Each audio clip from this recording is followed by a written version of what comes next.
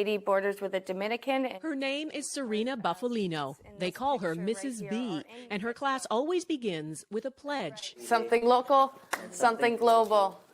Haiti. They're words that carry weight here. Helping yourself means helping others, giving back, here and a world away in Haiti. And nobody's helping them, except for people like us. It was through her the class learned of Haiti, of the nearly 1 million orphans, many with no school, no support, no Mrs. B in their lives. They could not wrap their head around that. Mrs. B's students are among Toronto's most at risk. Their challenges vary from emotional and behavioral difficulties to learning disabilities. Their trauma is so severe they can't function in a regular school setting, and we aren't allowed to show most of their classmates. For most of the kids, most of society has turned them away. And in this classroom, they're accepted. They're accepted no matter what for who they are. Take Yolanda. She came here last year so burdened and withdrawn, she would often fall silent, sometimes for days on end. It was, she says, Mrs. B's patience, her quiet encouragement, that saved her. She actually saves people's lives from dangers. And perhaps that's why these marginalized kids feel such a kinship with the orphans of Haiti, and why they were moved to act. And so when Yolanda and Jackie and Patrick said, well, Miss B, we need to build them a school. Build a school, no easy task. They started out raising money. They sold samosas, washed cars, screened movies, you name it. And in just a few months, this little class raised $20,000. So much, it's not just a one-room schoolhouse they can build, but a full 3-story school. And so Mrs. B set off on a journey she'd dreamed of, up into the dusty mountains above Port-au-Prince to a town called Canaan. It's home to thousands of earthquake refugees who live with no running water, no electricity, and no school, until now. The first step was a temporary school. It's up and running. 53 students already in uniform. The permanent school for 250 is growing from its foundations. It makes me want to cry because she just makes me feel so awed, and I'm very proud of her. All of this because of a handful of students back in Canada and Mrs. B, the teacher who believed in them. These are for you. At another fundraiser, a special tribute to the students, accepted by someone who, without Mrs. B, might not be here. They believe in me and I believe in them, and together we not only change our lives, but we change the world around us. For inspiring great things and seeing the potential in everyone, Serena Buffalino is this week's Everyday Hero. This is the reason why I do what I do, is because of Yolanda and all the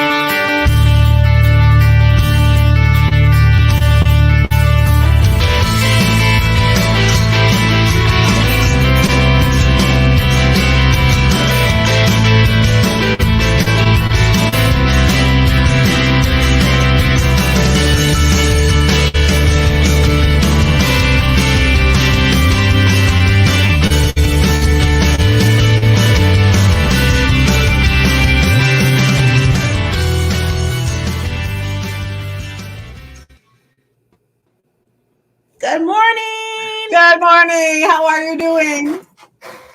It is Tuesday. It is And Tuesday. the BBs. And we are the BBs. And we are the BBs. How are we doing? Happy day after Labor Day weekend. I know. It feels like, I don't know. I still did work yesterday, but it was good, fun work. It wasn't like work. Yeah. Yeah. So I enjoyed myself. And the thing is, it's September 7th today. Can you believe it, we are in September? This year has gone so fast, which everybody's talking about it, but I've gotten older, my years just seem to just fly by. I keep telling my children that I'm too young to have, children in their 40s. I'm too young. But you know what? But it's okay. I mean, it's fun. But it's all in your attitude this week too. And this weekend has been a time of reflection for me a little bit. Okay. And I think it's because we're going into the final quarter. What have I done this year? What haven't I done this year? What did I set out to do? Has it happened? Yes, no, and not yet. And it's funny. I was just talking about that a few days ago. I was like, I know a lot of people are kind of like, okay, we're almost down to the wire, 2021, and I had these things that I was supposed to do, and half of it I didn't get a chance to get to. And I always tell people, please, whatever you do, I know people are planners and stuff. Don't beat yourself up. Exactly. If you didn't get to it. Right. Or even when December 31st comes and you still didn't get to it. I don't want people to be, because we put our own stress on ourselves a lot of times. Right. And it's so funny that you're saying that, because one of the things that Jason and I, who's are going to be our guest today, we talked about on our show last week was the law of 3. And was, do what you can with what you have where you are. And this morning, it was like, oh, brother, it's September. And what did I do over the weekend? And, things and all of course, that you start that mental process of kind of beating yourself up. Well, I could have done this and I could have done that, but didn't do that. The thing is that, God has a plan for our lives. Yes. And he has perfect timing. Yes. And I know and it says in Jeremiah, I know the plan, it's in Isaiah. I know the plans I have for you, plans for good and for harm, and not for harm, to prosper and to have a future. Yeah. And the thing is that we just have to trust that statement. Yeah, we do. And I think the times that, and this morning over the weekend a little bit, I was kind of beating myself up a little bit because it's September. And I haven't gotten stuff done this year that I had every intention, of course, to do. January 1st or the first, January, you've got all these great plans and they didn't happen. So what are you going to do? And you just talked about it. Are you going to beat yourself up or are you going to celebrate the things that you did do? Yeah. So important. Because I always tell people, I said, like, we were just we just talked about time and how fast time passes us by and how things are going. So why take that real estate in your mind of things that you didn't do and beat yourself up? Right. It's you could be thinking of other things, or like you said, being grateful for what you have done or what's been done, Yeah. And sometimes you just have to take time off to watch a movie. Thank you. And I did that. And I did that. It was an inspirational movie. And the thing is, I watched a couple of movies over the weekend. But they were ones based on true stories. Okay, which one did you watch? I love those. I love those kinds. that it was like one was about a football kid that came, that he came into a school expecting, and it was all about expectations. That he expected to get this and this and this, and when it all didn't happen, he kind of just kind of imploded. Don't we all do that when we implode on himself? And then realized that, you know what, the lesson is that he had to show up as his best self. And was he? And in the, and of course, at the final thing, it's like they did go on to win the championship. There was football, and they won. They got it down to that they were, it was Hometown Legend was the name of the movie. Okay, Hometown. Okay. I'll give Pure Flix a plug. I like Pure Flix just because I don't have to worry about language. I don't have to worry about having inappropriate content just scream at me, even from a commercial. I don't like that. So anyway, so these are all inspirational, those kinds of movies. One based on faith, those kinds of things, which I love. But so that's what this was. It was an inspirational, and it was about a town that was losing its identity.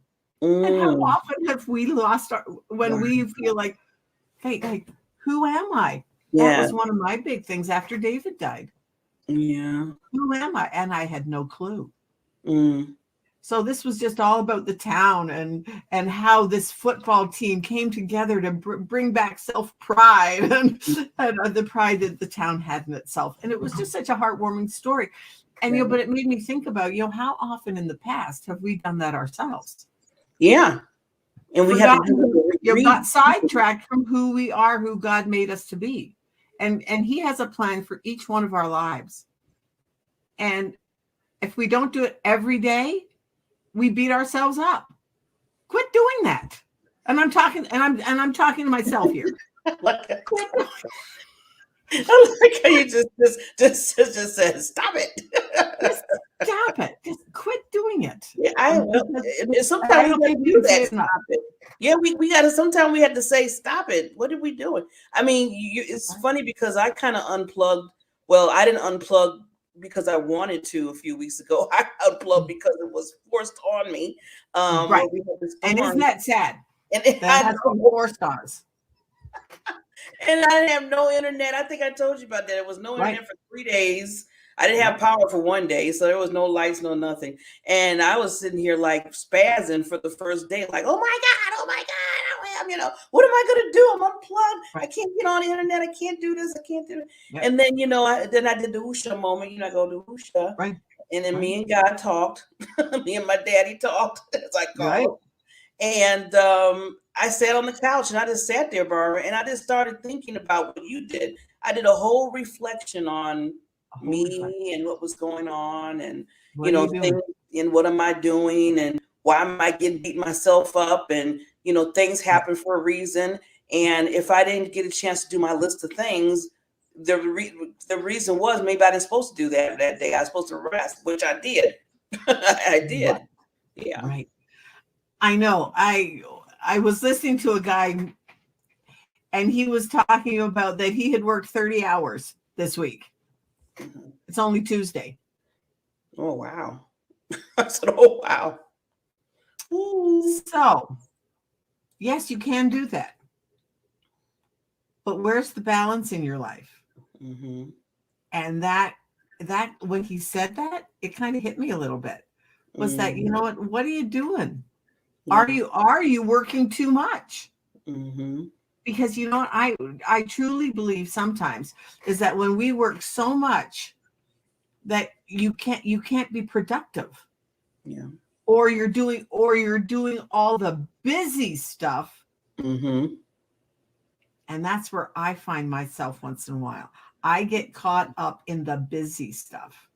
And really, should I be doing? Is this really, moving me forward? If it's a fun thing, yes, okay. I mean, you and I, we've talked about Canva.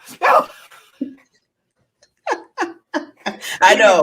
We go into that Canva world, and this, it's all growth for that day. And it's okay, it's okay to watch a movie and stuff, but also do the things. But you know what? Sometimes you just have to sit Yes. Sit and just stop. Just stop. And I know we talk about it so often, but I think it's the one thing that right now so many people are not doing, which is why we have so much anxiety, depression, people that are, committing suicide because they're in overwhelm. They're not taking the time to stop. Yeah. And really just, And then a lot of things that happen too, Barbara, is a lot of things we don't have no control over, and then we take it on as we supposed to have control over it or try to figure it out, and there's no control. I mean, you can't do nothing. You can't do nothing.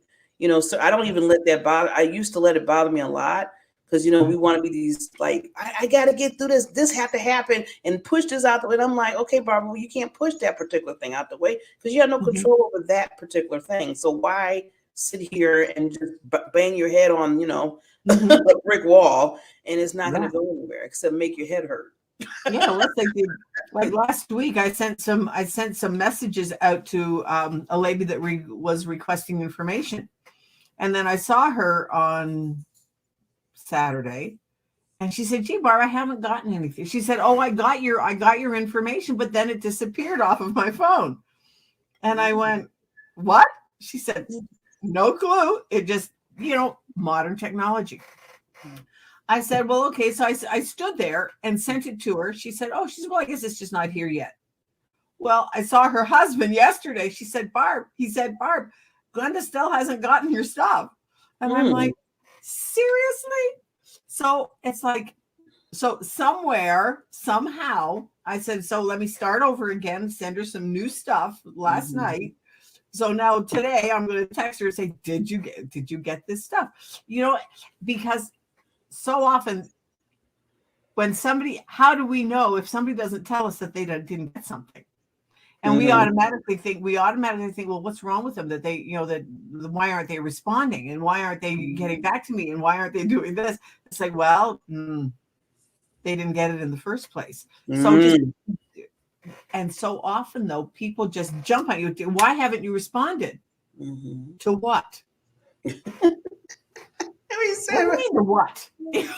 And it starts that. So, gee, you know what? Couch it with softer language. Have you had an opportunity to look at the information that I sent you? And and we do that with potential clients, but do we do that with our loved ones? That's it. That's why I said, make you go, Yeah. We tend to jump on and we jump on ourselves. Why haven't you done this yet? We do that to ourselves all the time. Yeah. And and it's a process because it is because I just jumped on myself Saturday. So I'm telling people, don't be jumping on yourself, but I jumped on myself Saturday about something that I was yelled at myself about. And if you would have seen me saying that, you'd have thought I was crazy because I'm like talking to me and myself saying, why did you have power? If somebody was looking on the outside looking in, they'll be like, she has gone crazy. But it was back to not certain things that I planned, didn't get it done, wound up, like you said, resting, sleeping, getting up, watching a movie, going back to sleep. I mean, I did that. And I was like, oh my God, this whole day went by and I didn't even do one thing off of the piece of paper that I wrote down, just not one. And I just got really like, this is putting me, because you think of it as, I didn't get it done Saturday, now I got to put it on another day. And then if I don't get that done, that's what goes in your head. And I said, you know what, Barbara? This Saturday was a day for rest. I had to talk it up as that. I said it was a day for rest. Yeah. And I needed it. My body was like, you need to relax. I came home and I very seldom take a nap in the afternoon. I came home and took a 2-hour nap. And I said, I call it, I just needed to get horizontal. I like that. I didn't take a nap. I just needed to get horizontal. The fact that I fell asleep right away was besides the point. Yeah. But That's telling you you right know, there, Barbara. If you went straight to, that's what I needed. And and I know that we talk about this so often, but it's because people need to hear it. They need to hear it. Take some time for you. self-care. I've Self been yelling it out. care. Self-care. Yeah. The stuff that you're supposed to get done. God has. I always look at it that God has perfect timing. In fact, I have a thing on my wall, and I'm going to read it to you. And my youngest son gave it to me, and it said, "Today you are exactly where you are supposed to be." Mm. Then what happens tomorrow? Yeah. Happens Yeah. tomorrow. Yeah. What happens tomorrow happens tomorrow. We I'm loving so it. often take on the worry. We spend so much time worrying about the stuff that we did in the past. Mm-hmm. Yeah. And then we worry about all the stuff that we need to do tomorrow. What are we doing today to be happy and to be joyful and to take time to, like this morning, I actually took more, and I have to admit, I'm going to tell on myself. I have a cat and a dog. Okay, they are living creatures. Mm-hmm. I have to admit, this past few days, I don't think I really petted them. Oh. I mean, they jump, like tripod jumps, the cat, she jumps off on my lap, and I'll pet her and then shove her off because I'm working. Doesn't she know that I'm working? She wants attention, Barb. Because she wanted attention. And and then Daisy this morning, I laughed. She, how a dog, they'll lie on their back and want you to pet their stomach. Well, she just decided she was going to lie on her back to have me pet her. She almost fell off my bed. It's like, my bed's kind of high. I caught her just as it was like, oh brother, you know what, Barbara, when was the last time you rubbed her tummy? I was being a bad just like children, they need the attention. It's like children, and what, they need attention. Mm-hmm. Well, people, I'm going to talk right to the camera here. We said Barb right there. People, you have an inner child that needs your attention. Ooh, that's powerful. Each one of us have an inner child that needs attention. And when we don't give it to it, it's going to come out something else. Lots of times it'll come out as a headache, a cold, cramps, whatever, disease. When we are not, and that's a friend of mine, she teaches on gut health. Big into gut health. Mm-hmm. Anyways, and that's one of the things that she talks about too, is that what is going on up here and what we're not doing for ourselves comes out down in our gut. Wow. And it's the mind, body, spirit. We are connected. We are a spirit having a human experience. But our spirit, that's our spirit. We need to get in touch with that. Like the other day, I was talking to a friend of mine, and it was like, we have a me, myself, and I. The me is I don't know if I ever told you this. This is I've had this since I was, a teenager. The me part of me, that's the part that people see. Mm-hmm. That's us babies. That's the me part of me. That's the me out there. There's the myself. That's the part that we reserve for our close friends, and that's a little bit more deeper. But then there's the I. That's your innermost intuition, being the one that is in tune with the universe. And very seldom that's because you don't, lots of times you don't even share the I part of you with your closest friends. Because it's so private. That's your private inner person. But I always I've now learned that I part of me, that's my inner child. And if we don't get in touch with that inner part of us, Mhm. Oh, That's deep. I never thought of it like that, Barbara. Me, yeah. myself, and I. So me is Me, like myself, what and people see. Myself is like close friends that they see certain I. things in me, and Right. I is like that deep, deep, That deep. deep, deep part of you. It's like your soul. And so often people don't get in touch with the I part of them. They're Hmm. all the surface. Oh, that's just who I am. Yeah, Yeah. no. That's the me and myself. Me, that's your social side. The myself, that's the person you've been taught to be. In my mind, that's the person Mhm. I've taught to be. That's where all that like has a kid, all the things that you take in as a kid, Mhm. and so those are all the things that are kind of put on us, that the social norms. But That's there's long. the I part of us. That's Right. the deep, deep, deep part of us. And that's so. Just quick question before we go to break and then bring in our wonderful guests. So when you get to the I, how do you Mhm. really? The way you say it is like that's something that's really deep. That sometimes it's That's hard for you to, you got become. right. That's where so often that's where your deepest hurts are. That's where your deepest pains are. And if you do not let yourself that stop, wait, and listen, that's where you're trying to get to that the I part of you, of the me, myself, and I. Because in order to get there, that's where the deep, deep, deep silent work comes in. To Mm. let those feelings come up, to let those hurts, to let those pain things come up, but then just sit with them and comfort them. Comfort that inner child, that is the I part of you.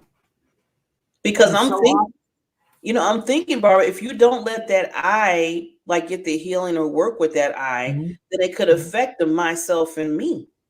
Oh, absolutely, Yeah, that's what I'm absolutely. thinking. That's Yeah. why you like they always say that hurting people hurt others. Mm-hmm. If that I part of you is hurting, it automatically comes out as you are either the biggest what in the world.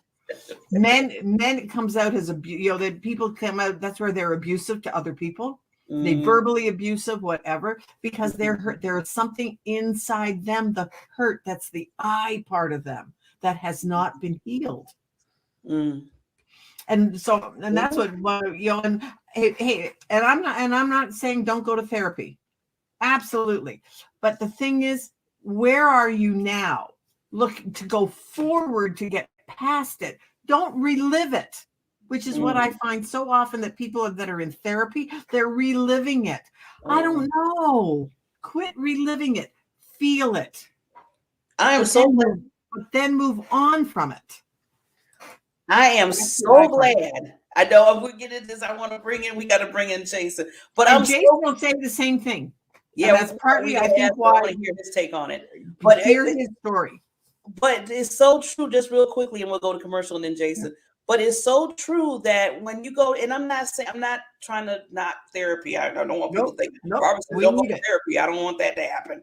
But Yeah. like you said, you go in and then you keep saying over and over again, you relive and relive and relive. And I'm thinking in my mind, so when are you gonna kind of surpass and say, okay, I've learned the lesson from that.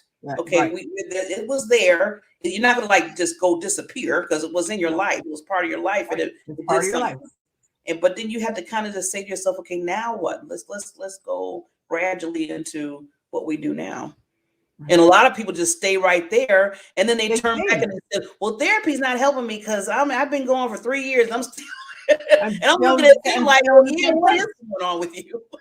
because they haven't gotten in touch with that that I part of the me, myself, and I. Mm-hmm.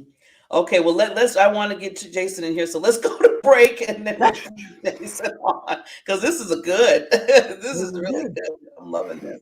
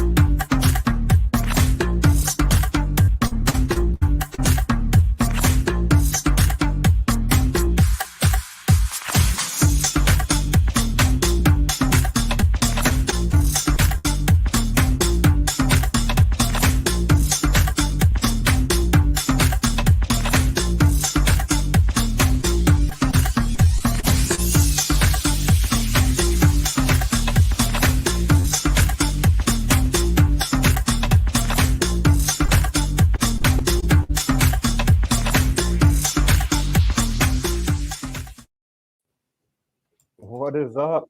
Man, that music was bumping in my earphones. I'm like, I was dancing, and all of a sudden I saw everybody can hear you and see you, and I'm like, oh man. No, we didn't see you. It was the commercial. Okay. But I did see you bumping. I was like, I'm surrounded. It's like boom, boom, boom. I'm like, yeah, I'm ready to go.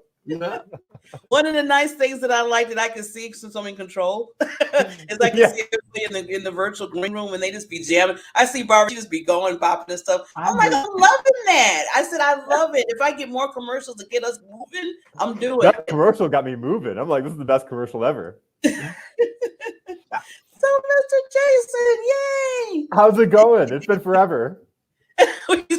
Forever. I know that was a long, way that you had to come to our studio. So, well, I mean, it's been forever since I've seen you, Barbara. A couple months since you were on Everyday Riches.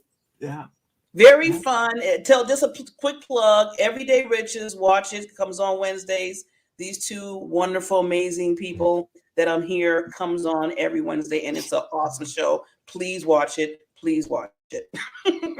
So here's a powerful visual for you for what you two were talking about a second ago and talking about that therapy route. And imagine getting in your car and you can only drive looking through the rear view.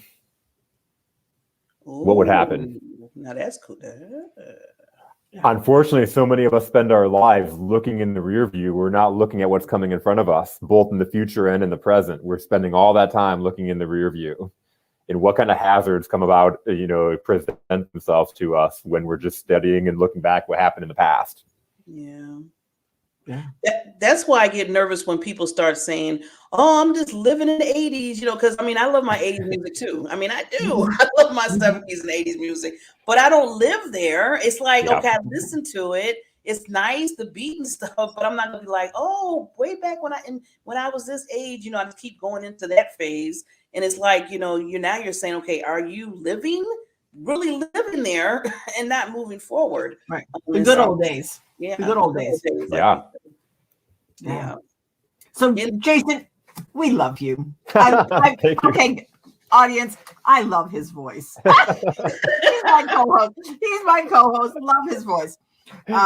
His wife lets me borrow it for an hour a week. That's I think that's one of the things she likes on Wednesday. She's like, okay, Barbara, first of all, I just love Jason's voice. It really is. It's like, yes, perfect. That's like my guy I have my GPS on my phone is a male Australian. Oh yeah. I've done the accents too. I love it. Yeah. So it's like, why not have fun when you're doing it? But anyway, so Jason, introduce yourself and then your take on what we were talking about too. After I know looking in the rearview mirror, that's perfect. Yeah. So I'm Jason Tracy. I founded a company called Ruhr Consulting almost 4 years ago, and I work with entrepreneurs and their teams taking their sales to the next level. What I noticed was sales is so easy, and this is something that most people are going to disagree with. Sales is so easy, but we make it so hard. And I watched my whole career. I spent 2 decades in sales, and I watched my whole career. I watched myself make it hard. And then I went through a process of becoming a student of the game and putting things into action. And I became a top producer. I became a leader of an organization that developed top producers across the board, turned us into a top flight or award-winning organization. But I watched us fall to the gimmicks, to the stigmas, to the, when you say sales, what do you think of? Right.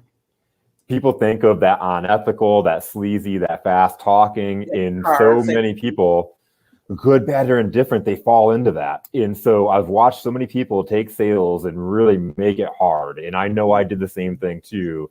And what I found was this process to help people make sales easy.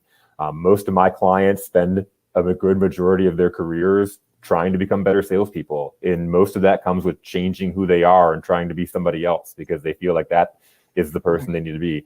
What I do is I help entrepreneurs make sales natural. It's a natural way of being. So they attract and gain business with just being like this in a room, having a killer conversation. Yeah.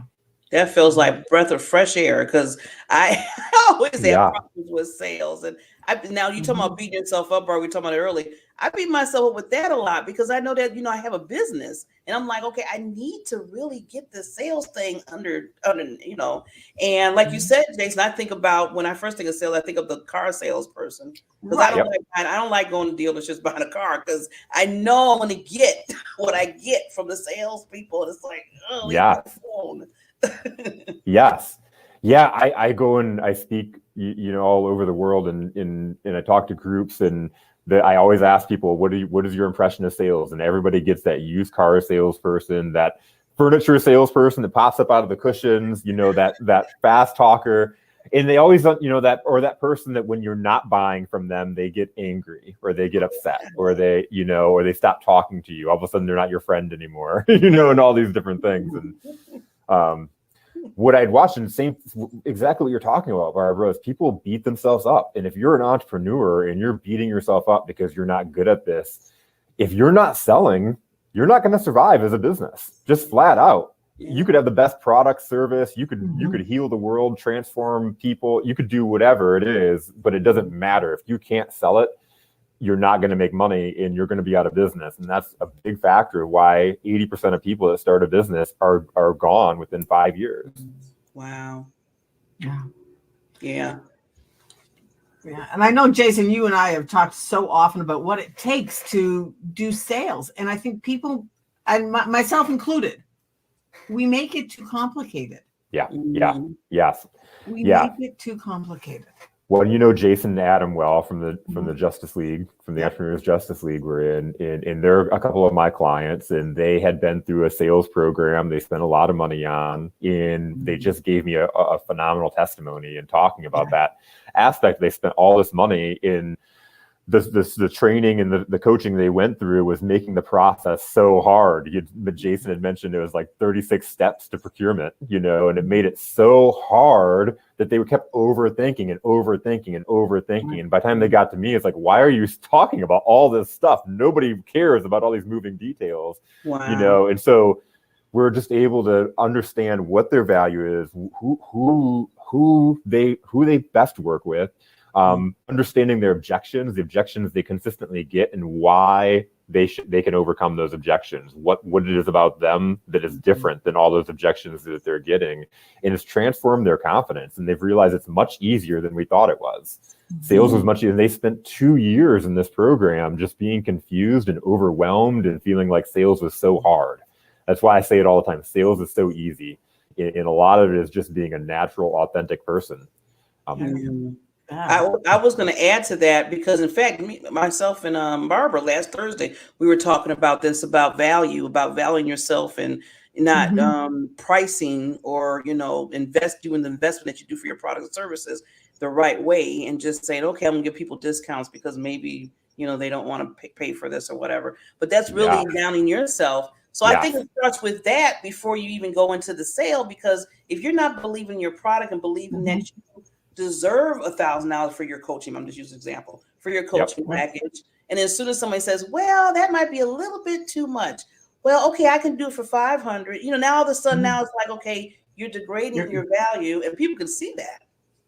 The number one most important person you sell in your whole entire sales career is yourself. Right. And that's where I meet my clients at. And I work in there are three key areas that I see salespeople, that's over the course of my 2 decades in sales and leadership, have seen that salespeople fail. And it's within their belief system and their mindset, the way they communicate, and then what processes they do to create consistency. And so I work with salespeople and entrepreneurs in those. That makes the belief system, understanding your value, being sold for you. If I'm making sales calls and I don't believe that why I'm calling you is going to help you add value to your life, they're going to be the standard horrible phone calls you get. Or how about those emails, your messages you get on LinkedIn that are 5 paragraphs telling you that I'm the best web designer in the world and I can take your business to the next level. You're in my world. You just in my world. Now they're emailing me. It's driving me crazy. I get all these emails and they're like 5 paragraphs long. I delete them before I even read them, Right.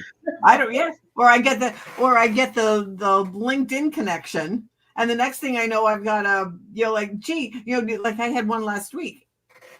I could connect it. Oh, I'd love to. It looks like we have some things in common. Mhm. Great. Yeah.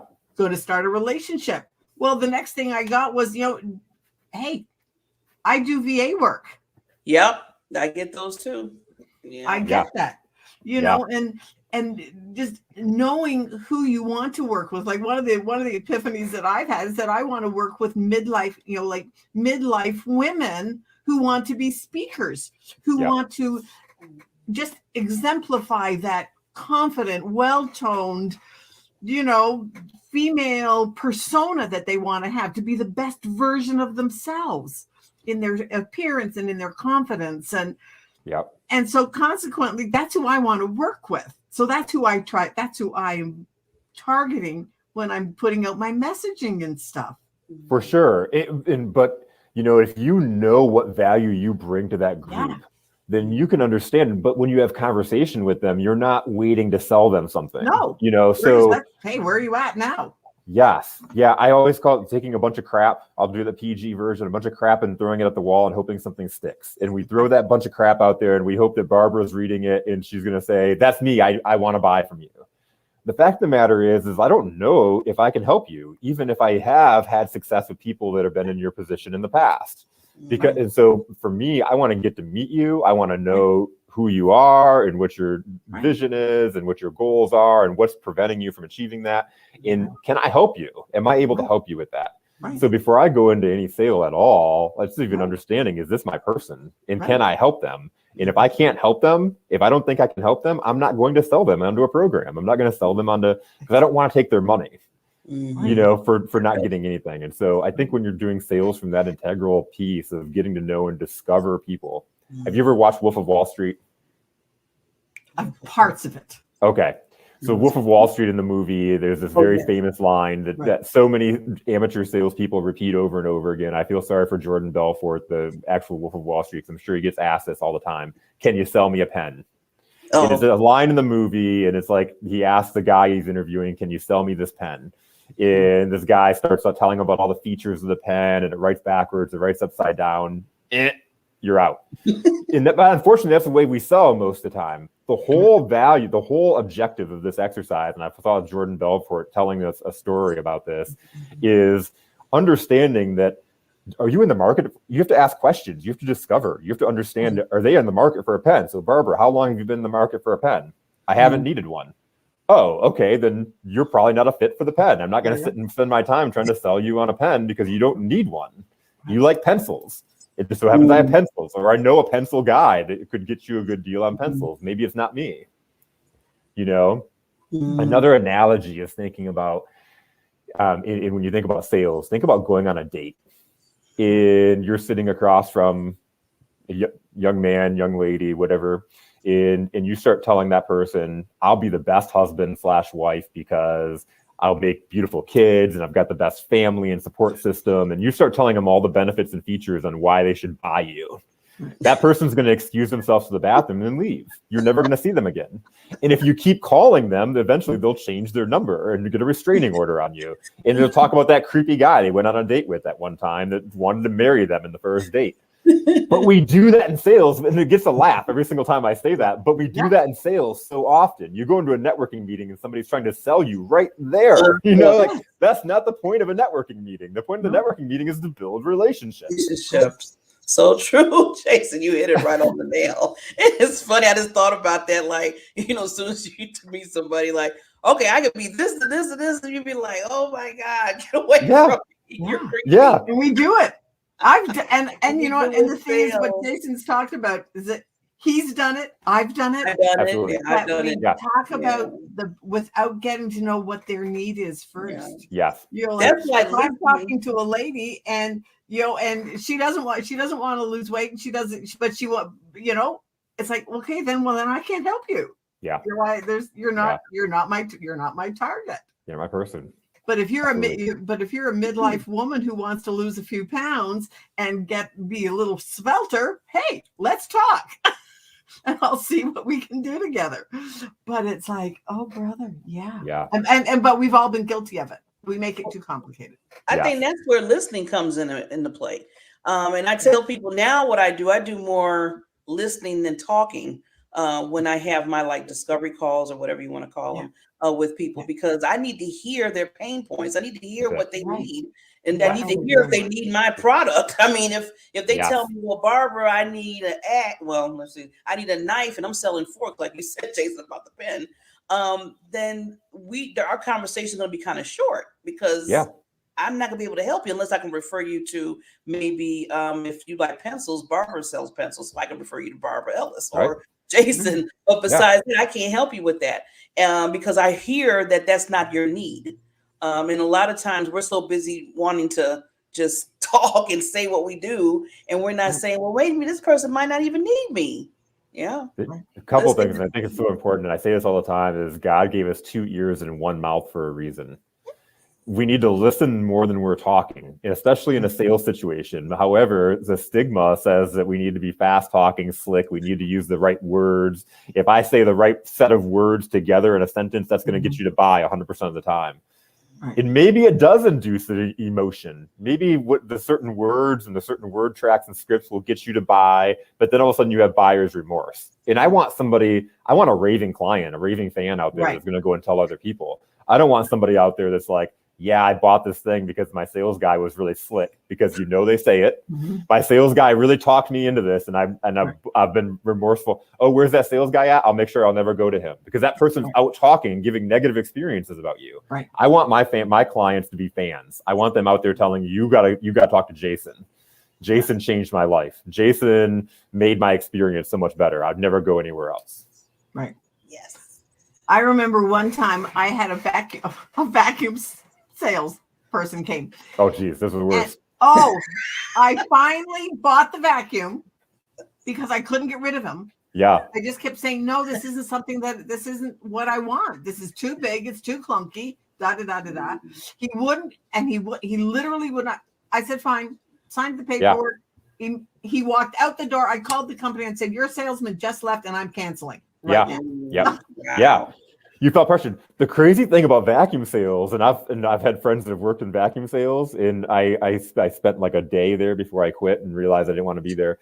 Yeah. You're not even buying from a real person. They teach them how to make up stories. And like one of my friends worked with this guy that would tell everybody about his wife and kids, and was like, he was a single guy in his mid-30s. He'd tell stories about his wife and kids to make himself more relatable. Like, people are making up stories. You're not even buying from real people. You're buying from people that are lying to you right from their beginning, right where the simplest thing.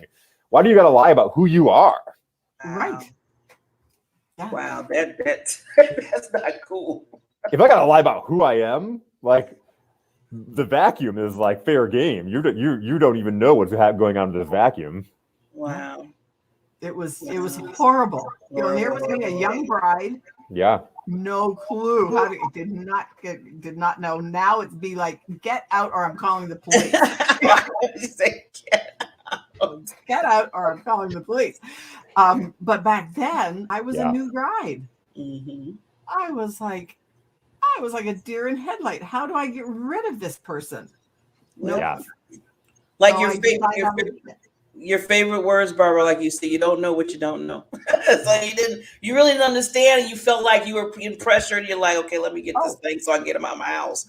And then you're like, okay, let me call. This is canceled. I had closed the door on him, and I picked up the phone and said, "Yep, you got and come and get this vacuum."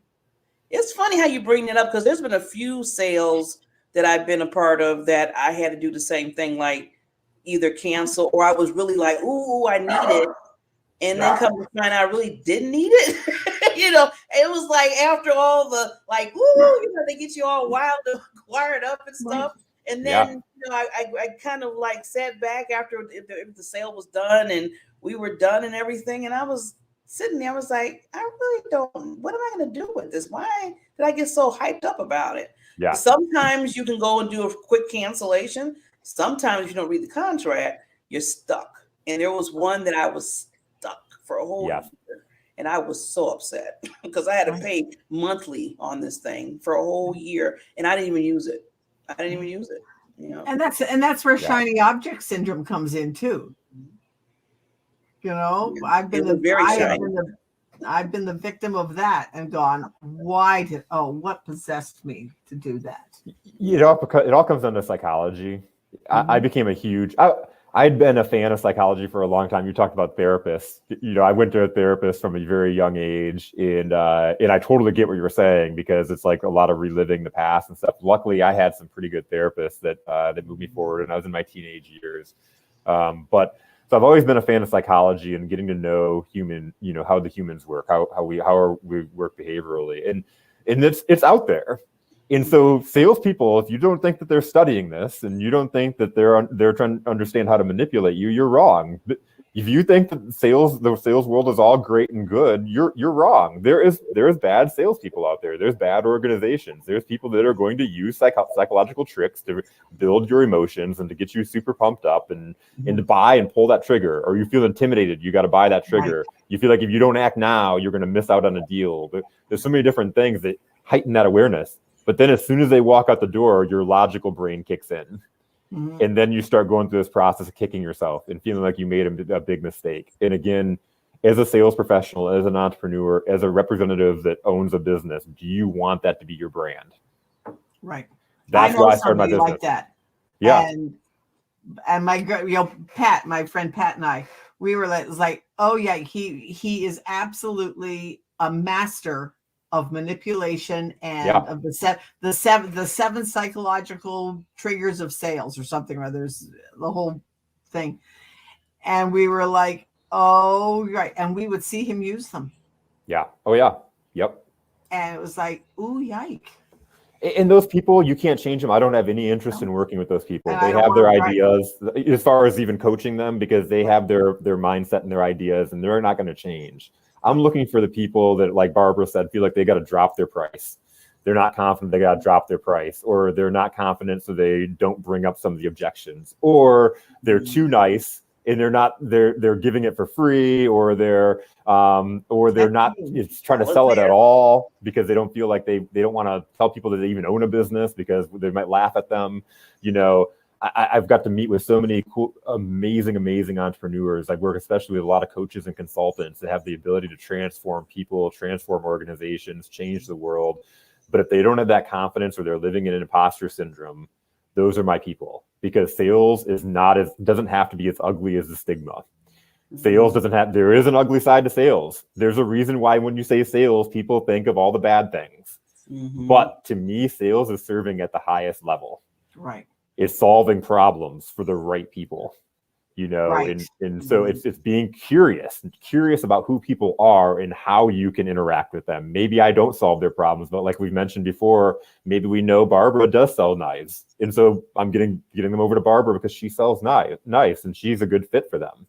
I'm not, but now I'm able to engage my network. I'm able to engage my resources. And again, I call my system Be the Difference. That's literally being the difference from all the other salespeople out there. If you walk into a room of real estate agents, you're going to hear from all those real estate agents the same 5 reasons why you should do business with them and why they're better than the other people. It's the same 5 reasons. What's different about you? So yeah. As you can see, I'm extremely passionate about it. I'm extremely passionate. I love it. The energy I get from seeing entrepreneurs that I know may not make it in their business if they don't get that sales piece, and watching them grow thriving businesses where they're now hiring more people and they're growing and they're confident around what they're doing is just so empowering to me. So I get so excited to do it every single day. Yeah. And I think, Jason, what you just said is so important. To be excited about what you're doing. Yeah. Yes. Like I love Steve Farber's book, Love What You Do in the Service of People Who Love What You Do. And it's like, get in touch. What we talked about at the beginning, get in touch with that I, the me, myself, and I. Get in touch with that I person part of you knows what it wants to do. Yeah. What it's supposed to be doing. Yeah. It's funny you mentioned that, because yesterday I did a Facebook Live on your vision and kind of getting back to yourself and understanding what your vision vision is, because I think we've been clouded so much with what's going on in the world right now. So I wanted to kind of bring that piece back out, especially we're getting to that, like we were saying earlier, to that ending of the year type of thing. And I read, and I think Steve Jobs, I got his quote where he basically said, if you love what you do and you're happy about it, I'm kind of rephrasing a little bit, then it shouldn't be a push to do it. Yeah. He said your vision is will pull you to do it. Yeah. And I always hear a lot of people say, okay, I gotta get back up again and make these calls and try to get these sales things and try to get this going. And I'm thinking to myself, why do you sound like you're about to die? Yeah. Yeah. If it's something in you that you love, it's in the mind. Yeah. It's like, it's in the mind though. Yeah. And so you might love what you do. What I do specifically is around that mindset. And that's the first thing we tackle is we connect what you love to do with why you love to do it and why others need to hear it. And so going through and connecting that process and going deep down, like to remove that fear of having that conversation and having that sales conversation or dropping your price because you don't think they can afford it. It's huge. It's all in the brain. Yeah. It's all in the mindset. And that's exactly why I started my business. Is what you said earlier, is all of a sudden people lowering their prices or not selling it at all, or, there's all these symptoms that people have. And there's so many people with incredible ideas. And if you have a purpose, a passion, if you're trying to figure out how to sell it, you're having this nervousness, that's where I can come in and help you. Right. Even, and I find even once in a while, even just making the offer. Yes. Oh, well, what am I going to offer? Well, and we all struggle. And I think everybody struggles with that occasionally. I mean, I do myself. It's like, especially if it's something new. Yes. Yeah. I mean, I know with time, but real quickly, just an example. I always use me. I tell people learn from my mistakes. Or whatever I'm doing. I'm open. But I have another course coming. I already did a 6-week course for women in business regarding their social media, and I help them with that. So I did 6 weeks a few weeks ago and finished the first one. Had 7 ladies in there, wonderful women. I did it at an introduction price because this was my first time doing this particular thing, so I was testing it out too. And I gave them some little, bonuses for it. So now I'm doing round 2. So I upped the price. I said, okay, introduction's done. Now we're going back and we're going into the price. So I upped it, like it's $247 now. It was $47. Now it's that. And the me and now, okay, I'm like, I'm doing this. I believe in this. I know I bring value. I know the ladies told me that. They gave me testimonials. I see everything seemed like it was good. So it's coming up in a few weeks. And I have 0 people that signed up for it yet. Now, the old barber would have been like, oh, maybe I better go back to that $47 because people are not really, already, the tape. But the new barber is like, no, no, I believe in this. I believe there's a value here. And it's not so much about the price, but I have to believe that I give that value. And when people come into this program, they're going to get that value. And I can't be going back and forth because somebody told me, they said, Barbara, when I see this is one lady told me, she said, when I see a really small price in a coaching or whatever, I feel like that's no value because now it seems so cheap. Yeah. And I was like, wow, I didn't think of it like that. Yeah. I've had that before said that, oh, you're coaching, you must not be that impactful. That was when I first started out because your price is so cheap. Yeah. And I thought, I was always think of the other side of it where, okay, it's too expensive or whatever. I never thought of it like, okay, it's too cheap and I don't trust that. So I'm not going to buy that. And I was like, wow. So you have to learn. I got to hire you, Jason. But I got to learn to make sure that you're, like you said, your mind, you got to always battle your mind. Because I was even, I put that price up there. I said, no, let me stop this. Stop the madness, Barbara. Believe in you. Believe in that you're giving this value. So you got to keep talking to yourself with that. Yeah. Absolutely. But Jason, this was wonderful. I know I love this. I'm glad you came on our show and the BB. Oh, I'm so glad. Yeah, so I'm so glad I was invited. I always want to say to our guests that please leave something with the listeners that, like those lasting impressions that you might want to leave with the listeners. Yeah, well, so I do have a gift for the listeners. If you want to move your sales forward, you can go to my website. It's www.roar.consulting.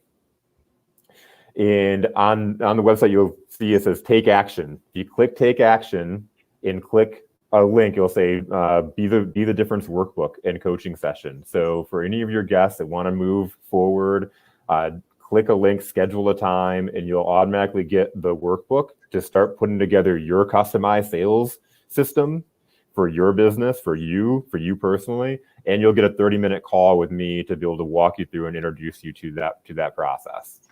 Gee, you know what, Jason? I don't think I've done that. I'm going to do that. Yeah, let's do it. Yeah. So I've already been signing up. Yeah, I'm signing up right now.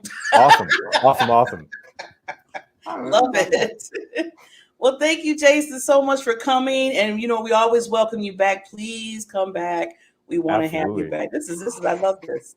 I could talk for ever about sales with you too. So you know that on the 28th, if Jason's available, when I can't do when I can't be on the show, 28th. Why don't we have Jason as your co-host rather than doing a recording? I'll do it. If Jason's open. With the 28th, you said? 28th. 28th. I'm having my eyes done. I know, Barbara. Oh, yeah. That'd be awesome. Oh, good. So I can have a special that works for me. Let's do it, Jason. Awesome. Let's do it. Okay. So I will make sure I send you all the links like I did today, and we'll get a subject line to speak and talk. Maybe more about you guys already know each other, and and we always like having it live better anyway. So this would I just thought of it. That just popped into my brain. That's awesome. And you always have those good thoughts in your brain, lady. I tell you that. That's why we're the BBs. So now that's gonna be BBJ. Exactly. BBJ. Better than PBJ. Oh, yeah. So the BBJs. So again, Barbara, any new things coming up for you before we sign off? No, right now I'm doing a fun thing. I'm working on a presentation to work with my women for their wellness and stuff, but also to add to their confidence of their messaging. So I'm working on that. So I'm excited about it. So I'll keep you posted on that. So let's see you. Well, we just want to thank Jason again for coming on. And this is nice because I'm glad we talked. So now I have Jason coming back on the 28th of September. So I'm excited about that. And like we always say, everybody out there listening to us, we always want to say we are trying to make happiness what we say the norm, and not the norm in our lives. So keep that smile, time to shine, happiness and happy, and just it's so easy to smile than to sit there and look like this. Yes. So just smile at somebody, reach out to somebody, just tell them hi, how you doing? Give them a virtual high five, virtual hug, whatever you need to do. Right, whatever it is. But we will see you next week. And again, thank you, Barbara, and thank you, Jason. Thank you, ladies, for having me on. Okay, have a good one. I'm hanging on your every word, the love inside, I feel it burn. I've never felt this way before. I've had a taste, now I